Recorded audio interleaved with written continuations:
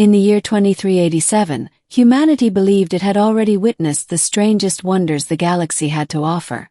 Stars being born in nebulas like cosmic fireworks, artificial worlds crafted by machine gods of long-dead civilizations, and quantum gates that bent reality like warm metal. Yet nothing prepared them for the day three alien empires converged on a single human outpost, to fight over a single human man. His name was Elias Carter, a botanist stationed on Helios 9, a quiet research moon orbiting the gas giant Aurelius. Life there was simple. Monitor plant growth in alien soil, record findings, video call Earth on Sundays. Elias never imagined he would become famous. Certainly not in this way. It began with a vibration in the air, a low hum that rattled the observatory windows at dawn. Elias thought it was a storm brewing across the gas giant's upper atmosphere, until the alarms blared. Inbound vessel. Unknown origin. Elias sprinted outside. The first ship tore through the clouds like a blade of silver fire, sleek, regal, lined with glowing azure seams. It landed in a graceful arc, stirring red dust in soft spirals. Then the ramp descended, and she emerged. Tall, poised, skin shimmering like liquid pearl. Her armor appeared grown rather than forged, and her amethyst eyes locked on Elias like he was the first star she'd ever seen. "I am Queen Serapha of the Astral Matrons," she announced. "The man before me is claimed by my lineage, bound by prophecy." Elias blinked, speechless. What? Before Serapha could elaborate, the sky cracked again. The second ship arrived not with grace, but violence, slamming into the ground like a falling meteor. Flames licked its obsidian hull as its doors blasted open. Out marched warriors clad in volcanic armor, like statues born from magma. Their leader strode ahead, her presence as fierce as a supernova. "I am General Phokra of the Ember Dominion," she roared. "Human male. You are destined to join my command as consort of fire and war. Surrender yourself." "I beg your pardon," Elias squeaked. Serapha spat. "You would corrupt him with your barbarism, fire beast." Phokra smirked. "And you would smother him with silk and delusion, starlight." Weapons hummed. The air jittered with plasma heat. Before the first shot could fire, a third vessel descended, silent, crystalline, almost invisible until it touched the ground. Temperature dropped. Frost crackled across the soil. From the ship glided a woman with skin like moonstone and hair drifting in ethereal strands, as though underwater. "I am Oracle Nisara of the Luminous Chorus," she whispered. "The human is chosen by fate. He will join us and usher in peace across the spiral arms." Elias raised a shaky hand. "I'm sorry, what?" They all spoke at once. "He is mine by prophecy. He belongs to the Dominion. He is destined for the chorus." And in an instant, cosmic war erupted over one confused botanist. Blades of hard light clashed with molten spears. Frost-woven psionics collided with solar plasma bursts. Drones swarmed the sky like angry steel wasps. The calm research moon transformed into a battlefield blazing with alien fury. Elias ducked behind a crater, arms covering his head. "I study ferns," he whimpered. "Why is this my life now?"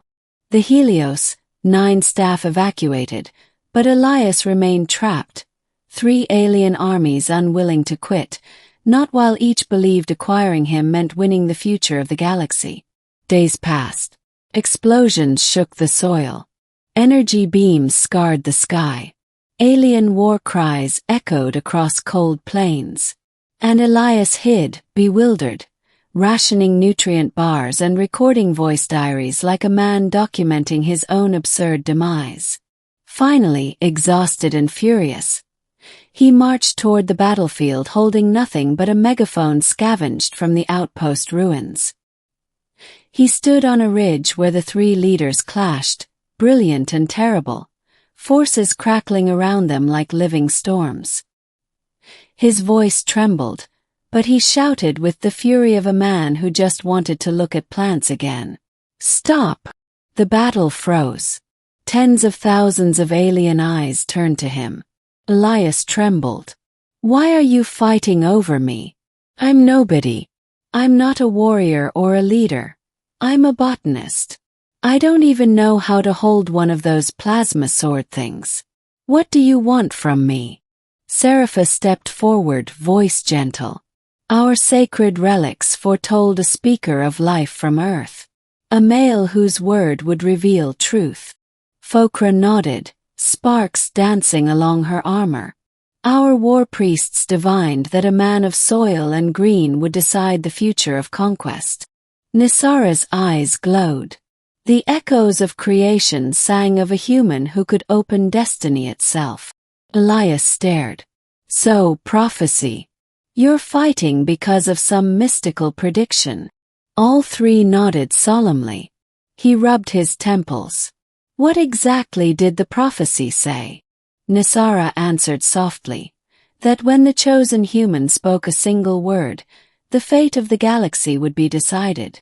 Cold silence fell. Elias' stomach dropped. Every battle, every death, every destroyed ship, it all led to him. Not chosen by greatness but shoved into it. "What if I don't want this?" he whispered. Serapha's voice softened. "One word will decide. Speak, and we shall obey." Phokra crossed her arms. "We are warriors of honor. Your choice ends this." Nisara bowed. "Your voice will ripple across time." Elias closed his eyes. He imagined Earth, his parents, his greenhouse, the soft hum of heaters, the smell of damp soil. He thought of peace, life, simplicity, everything he'd loved before chaos crashed through his laboratory walls. And then he spoke the one word that would go down in cosmic history. Enough. It wasn't shouted.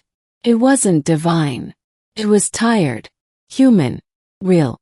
The battlefield trembled, not from force but from stillness. A shock wave of quiet rolled outward like a tidal wave of peace. Soldiers lowered weapons. Warships powered down.